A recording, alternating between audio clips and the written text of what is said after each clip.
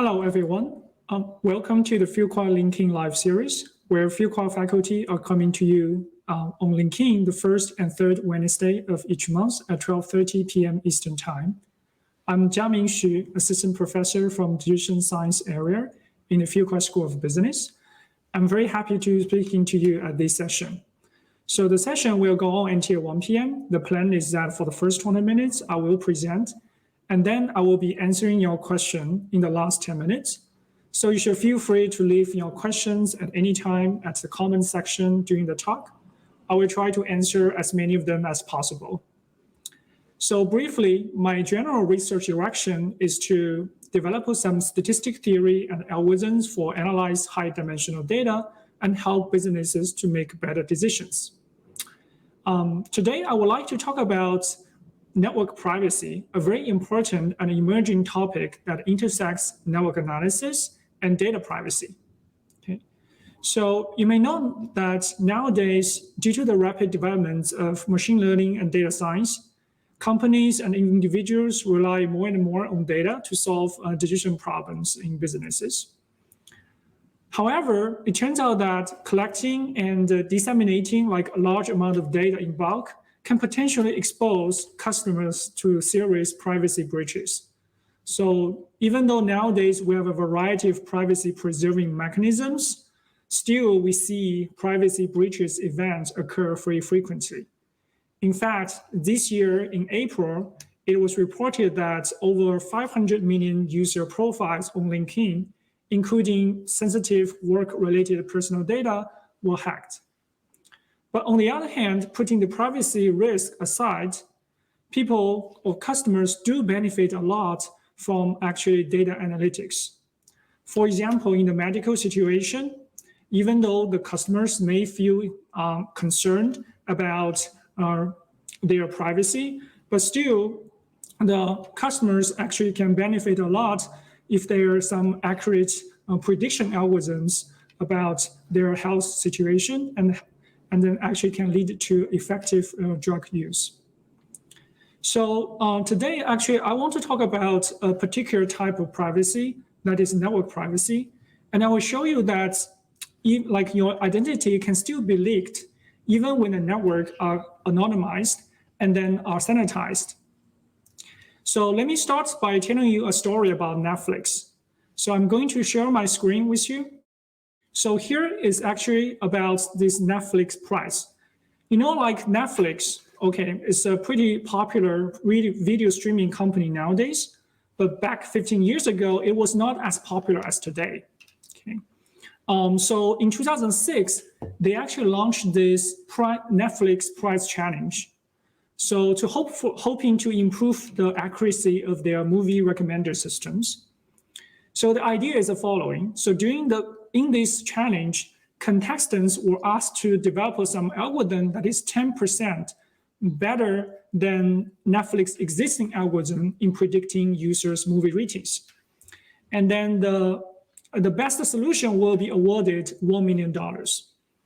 As you can see from this picture, one team actually successfully beaten the existing Netflix algorithm and actually earned this award, $1 million.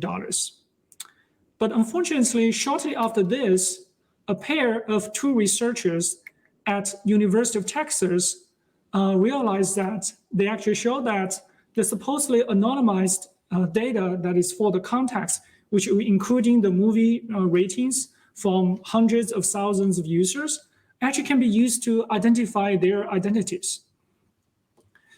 In fact, due to this actually draw the attention of the Federal Trade Commission and also drew a lawsuit against Netflix. So owing to the privacy concern, Netflix had to cancel this context in 2009. So you may wonder actually how these two researchers from University of Texas managed to de-anonymize the Netflix. In fact, the Netflix data is actually normalized in the sense that the user identities have been removed and also the ratings have been perturbed. So how they actually achieve the de-anonymization? It turns out that the idea is actually pretty simple. So they actually use this international, like a public data set, international movie database, And this data set is public, contains some information about the user identities and also the movie ratings.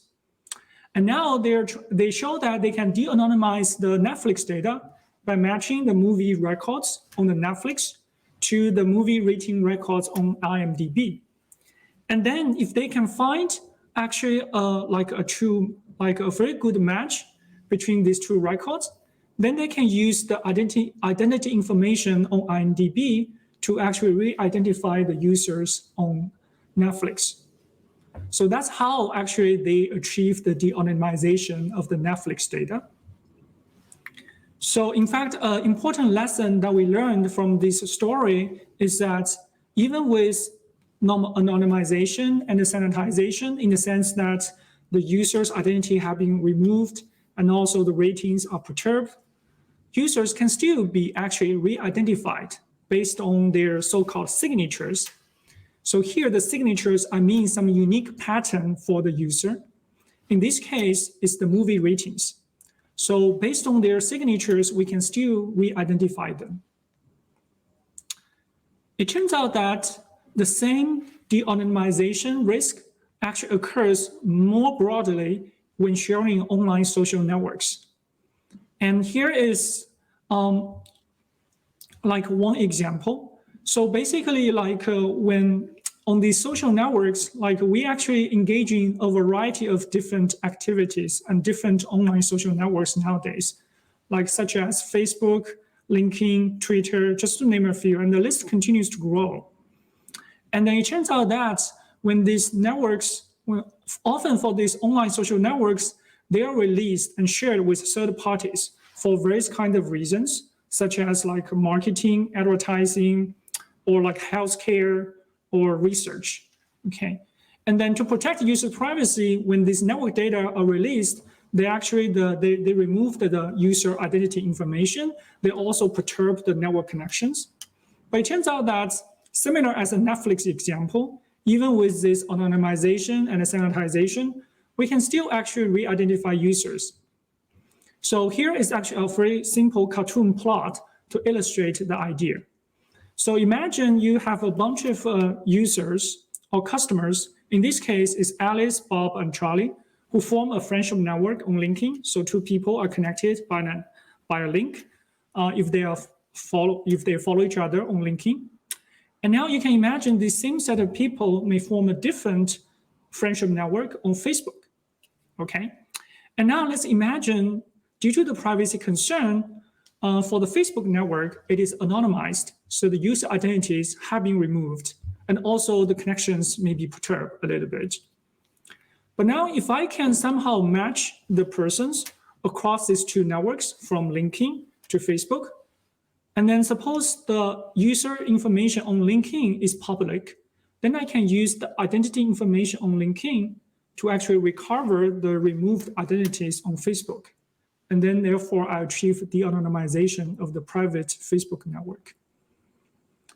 It turns out that the same set of researchers from University of Texas, Austin applied this idea, and they show that they can successfully correctly identify about 30% of people between the Twitter and the Flickr network, friendship networks. Again, you may wonder how they actually exactly achieve this. It turns out that their de-anonymization scheme is actually very similar to how they de-anonymize the Netflix data. So here, let me use this simple plot to illustrate the scheme. So let's consider Twitter and Flickr social networks. And here I use this circle circle to denote the users in this network. I use these edges to like these blue lines to indicate the friendship links. And now, crucially, they actually applied this idea similar to the Netflix data. They assume that across these two different networks, there are a small number of people whose identities are known. So for example, here I show you 4 people, like Alice. So A is like Alice, B is Bob, and C is Charlie, and also D is Dave. So these people, we do know their identity in these two networks. So we call these a special set of people called seeds. Okay. Now they are trying to actually use the seeds to actually find out identify other peoples across these two networks. So the idea is the following. If you look at this network, now node I and node J across these two networks actually share two common seeded friends. One is the Alice. So Alice is a friend of person I, and then Alice is also a friend of person J. And then the other customer or user is B, the Bob. Okay, so in this example, these two person I and person J share two common seeded friends. And now the idea is that I can try to match people if I found I and J, these two persons share many common seeded friends. And if they share many, then I actually match them. So the rationale, if you think about that, is that two people who share many common seeded friends are likely to be the same person. Okay, so here, in fact, these seeds here actually play the similar role as the movies in the Netflix example. Basically, we're trying to identify people according to their connections to the seeds. So once again, the lesson that we learned from this example is that even with anonymization and sanitization in this case, users can still be re-identified based on their signatures. And in this case, the signatures actually are the connections to the seeds. And now that's good, but you may further wonder, okay, so what if there are no seeds? Okay, does it mean that the anonymized network now is completely private, so I don't need to worry about my privacy? Here is actually a very simple plot of two networks with 100 people. Okay, and then if you look at these two networks, it seems really difficult to find out which person in this first network corresponds to which person in the second network. It seems like it's a mission impossible. In fact, if you look at all the possible correspondence among these 100 people, this actually grows as 100 factorial, which is about 10 to the power of 158. So that means even with the most powerful computer nowadays cannot efficiently find the true correspondence. And here, this arrow line here, this dashed line here actually show you a true correspondence. And finding this true correspondence seems like finding a needle in a haystack. So how can we actually de-anonymize the Netflix even without seeds? So let's try to think about this together. Okay, if you recall in this Netflix example and also in this Twitter and Flick example, so we match the people according to their signature, like that is a unique pattern for this user. So the natural idea here is that can we find some signature again for users without seeds? And if you think a little bit more, you will realize that one natural signature for people is actually the number of friends it has in this network, or in other words, the popularity. So once again, here I use the circle or dot to denote the person and use the lines to indicate the friendship links. And you can see that person I actually has 5 friends on LinkedIn, so the popularity is 5. And then person K on Facebook actually has 4 friends, so the popularity is 4. Okay. Now you can try to match two people if their popularities are close. Okay, the idea is that two people whose popularities are close may actually correspond to the same person. And if you think about that, this may actually work well if this person is a superstar, in the sense that this person will be a superstar for the first network, probably is also going to be the superstar in the second network. But for many other users, the issue is that different people may actually have similar popularities. So the signature based on the popularity is not that reliable. Okay, so now the question is that how can we actually design a better signature that is more robust? It turns out that we can actually go beyond the user's own popularity, but look at their friends' popularity. Okay, so here is again a plot to show the idea. Once again, if you look at on the linking network, person I still has 5 friends, but now below each friend, there's a number showing the popularity of that friend. For example, in this case, friend number 1 has popularity 3, friend number 2 has popularity 5, and so on and so forth. So the node I's, so the person I's friend's popularity is given by the list of this integer. In this case, is 3, 3, 5, 4, 5, 6. And similarly, you can also look at on the Facebook, another person K, so its friend's popularity is given by the list of integers 3, 5, 6, 6. Okay, now you can try to actually match these two persons if their friends' popularities are close, or these two lists of integers are close. And if you think about that, the rationale is that if person I and K correspond to the same person, they actually tend to share many common friends and whose popularities are close. On the other hand, if I and K in this case correspond to two different persons, they may actually share very few number of common friends and whose popularities differ a lot. Okay? So that's why this friend's popularity can be viewed as a signature to re-identify users across networks. So in theory, we can actually show that this idea actually can achieve correct re-identification of users for networks even when they differ by 11% of edges. So the important lesson we learn from this example is that, again, even with anonymization and sanitization, users can still be re-identified based on their signature. In this case, the signatures are the friends' popularities. Here is actually a very simple real data experiment, show the effectiveness of this idea.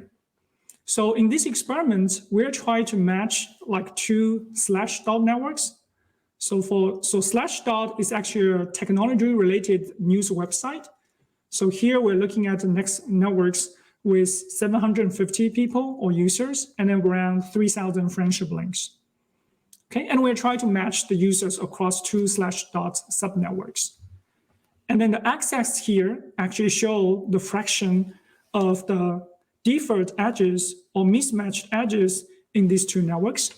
And the y-axis here actually show the fraction of correctly matched pairs across the two subnetworks. And as you can see, as the two subnetworks differ more and more edges, the accuracy goes down as we expected. But you can see that even when the two networks differ, say, by around 30% of the edges, we can still able to match around at least 30% of users correctly across these two networks. So they show that this idea of matching based on popularity, friends' popularity, is indeed effective in these real networks. So that's all I want to present. Let me just emphasize the key takeaway message. So we've seen that even with anonymization and sanitization, users can still be re-identified based on their signatures. So in the Netflix example, signatures are the users' movie ratings. In this Twitter versus Flickr example, signatures are connection to the seeds. And now in the last example, we see the signatures are the friends' popularities. Okay. And then also that we see that from this study, like our study actually showed that safeguarding the users or customers' privacy is very challenging and calls for a better anonymization scheme.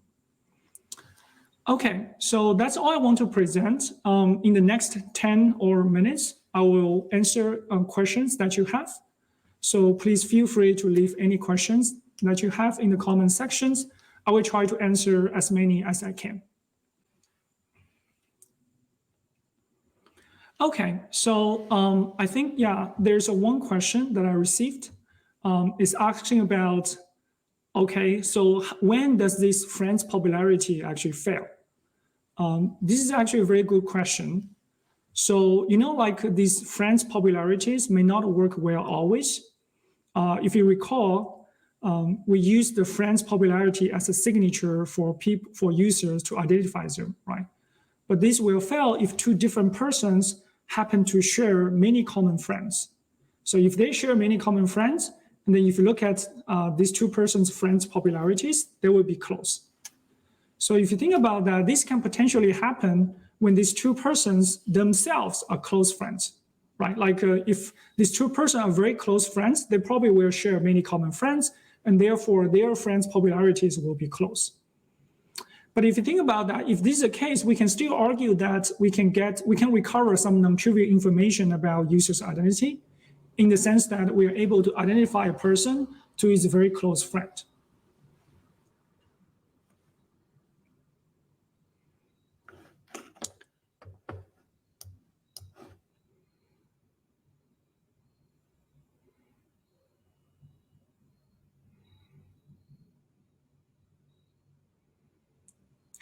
Okay, so here's another question that I received. It's about in this talk, like this de-anonymization works when there is some secondary information, in the sense that for the Netflix example, I need to assume that there's a IMDb dataset. So what if there's no such public dataset available? So how you can still de-anonymize the dataset?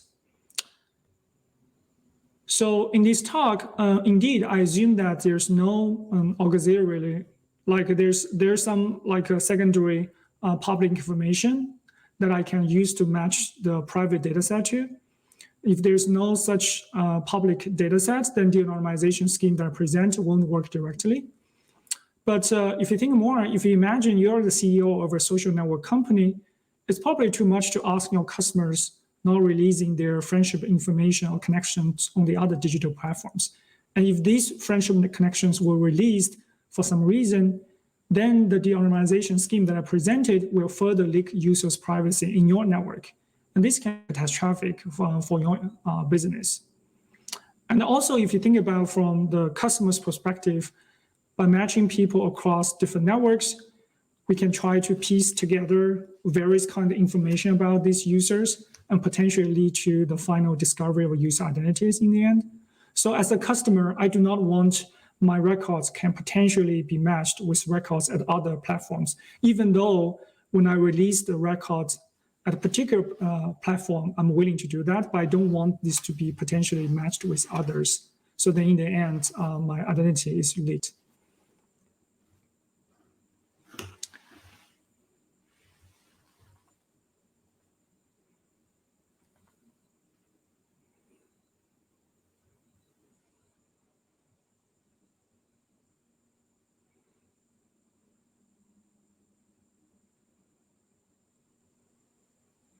Yeah, so there's a comment from that I received saying that ultimately the user must be cognizant of his or her cross-platform posting. So either only rate on one platform, for example, or rate differently if you have to post on multiple platforms.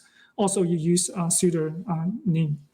Yeah, so I think, yeah, this is actually a very good comment. I think this is related to the previous question that I answered. So basically, to protect the privacy, so users need to be aware that if they post information at different platforms, this can be potentially matched together. So this can cause the privacy leakage. But I think I also want to emphasize again, from the company's perspective, it may be a little bit difficult, right, to actually insist or require the users to be aware of this.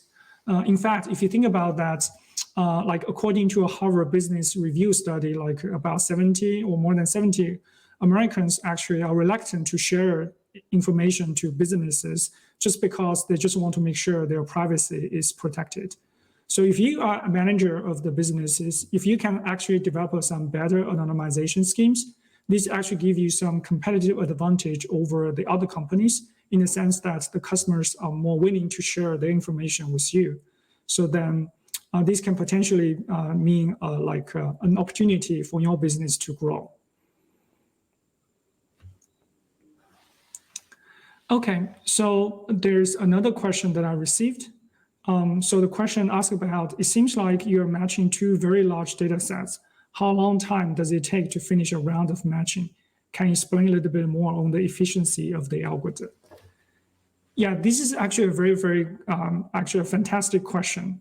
So indeed, in this talk, actually, I focus on matching two very large data sets because that's typically what happens in social networks nowadays. We have like hundreds of thousands of users. So indeed, the main issue is that how long it will take to finish a round of matching.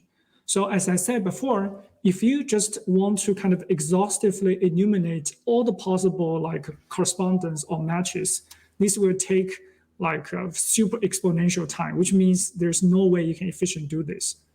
But if you're using the friends popularity, then the time complexity greatly reduced because here I can basically, for every user, I can just look at its friends and then look at the friends popularity. So this can be done very efficiently. Say if you have like, say 10,000 nodes, then this can be done efficiently, maybe in, say, in 10,000 seconds. And then once you find this information, then you basically going to look at every person I in the first network and every K in the second network, and you compare their friends' popularity. And then if you see a good match, then you match them. So the time complexity is greatly reduced in this way. So it can be done very efficiently. And I think that's the main reason that we developed this friends of popularity as a signature to identify people.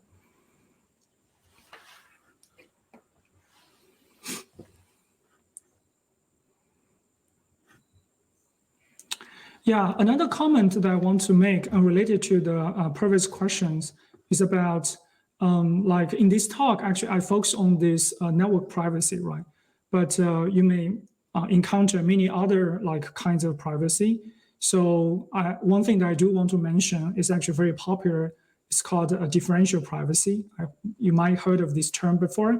Basically, that means like I want to make sure, like as a company, I want to make sure when I release this data, so no one actually can tell from this data whether a particular user record is in this data set or not in this data set. So basically, they want to guarantee that no one can tell whether a particular customer is in this data set. So this is called a differential privacy. So that's actually, people actually, now companies like, for example, Apple and Google actually are trying to developing like algorithms to achieve this so-called differential privacy. Another thing that I do want to mention about is that there's another way to protect the user's privacy, more kind of coming from the, try to solve the problem from the root, in the sense that, remember, the privacy is leaked because companies are collecting the data from users, right? So the natural question is that what if companies actually can still achieve their data analytics goals without collecting the user's data?